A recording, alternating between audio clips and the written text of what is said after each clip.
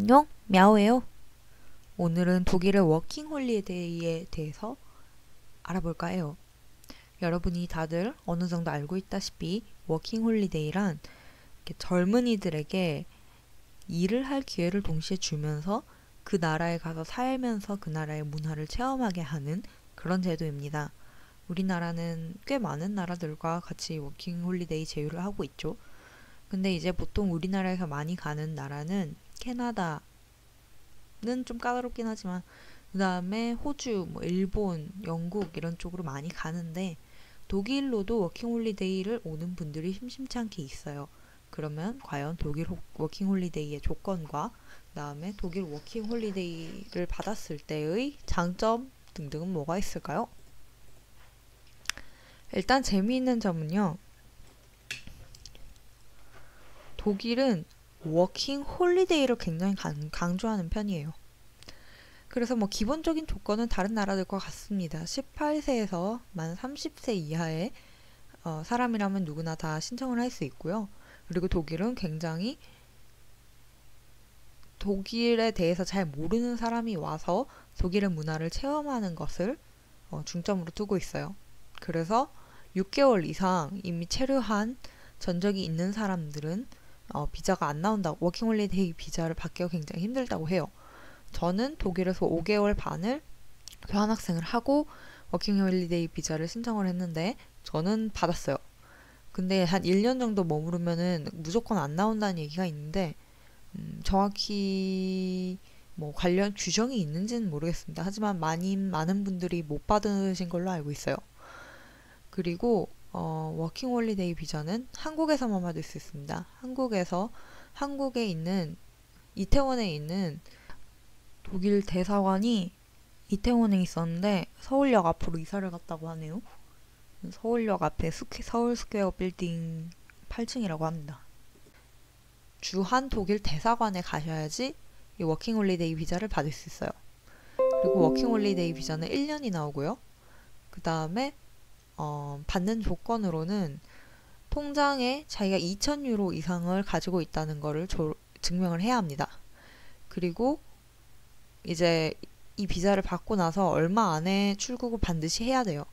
내가 만약에 뭐 날짜가 나오면은 비자를 취득을 한 후에 90일 이내에 출국을 해야 한다고 얘기를 합니다. 그리고 반드시 필요한 게 보험이 반드시 필요해요. 보험이 이제 어느 정도 상해가 커버가 되는 보험이어야 하고, 그 다음에 보험금도 좀 많이 커버가 되는 거여야 하기 때문에 저는 어시스트 카드에서 보험을 들었고요. 어시스트 카드보다 좀 더 저렴한 곳이 있는데 거기는 이제 산재 처리가 된다고 하지 않아서, 그래서 혹시라도 일을 하게 되면은 그거를 처리를 못 받을까봐 저는 어시스트 카드를 들고 왔습니다. 한 1년에 한 70만 원 정도 냈던 것 같아요.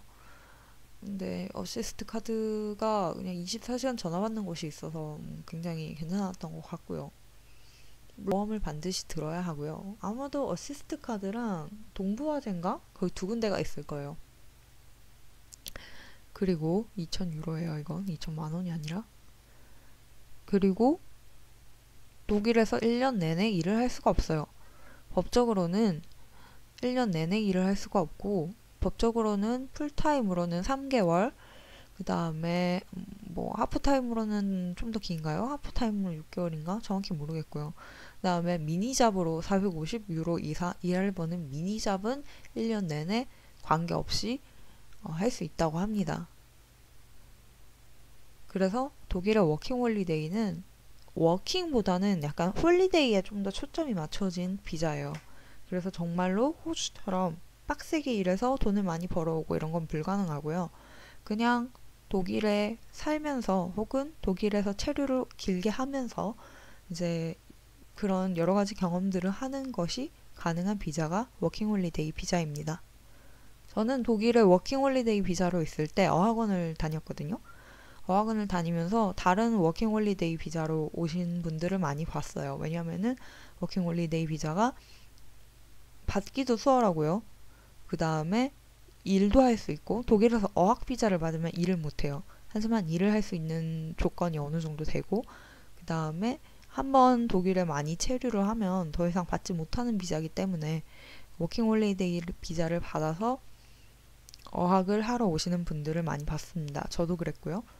저는 이제 뭐 인턴 같은 것도 지원을 해보긴 했는데, 근데 게임 회사에 한국 고객들을 상대하는 인턴으로 지원을 했는데, 제가 뭐 영업이나 뭐 서비스는 정말 적성에 안 맞거든요. 그래서 오퍼를 받았는데 안 가겠다고 했었습니다.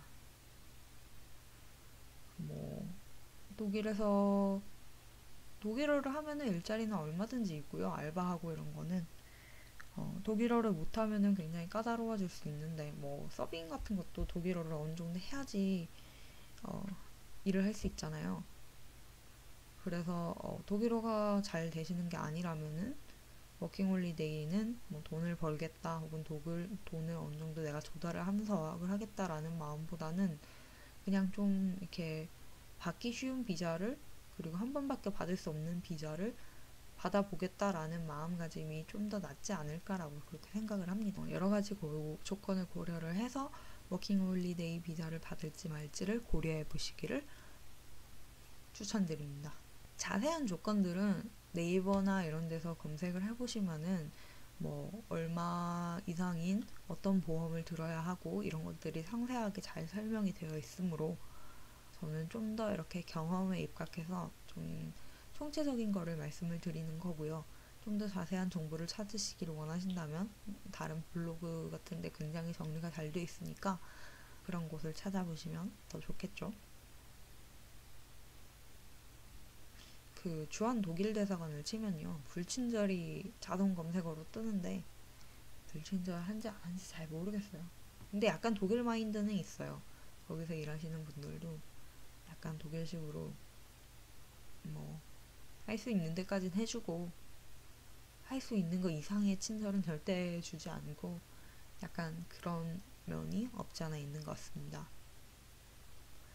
어쨌거나 오늘은 워킹 홀리데이에 대해서 아주 간단하게 알아봤어요.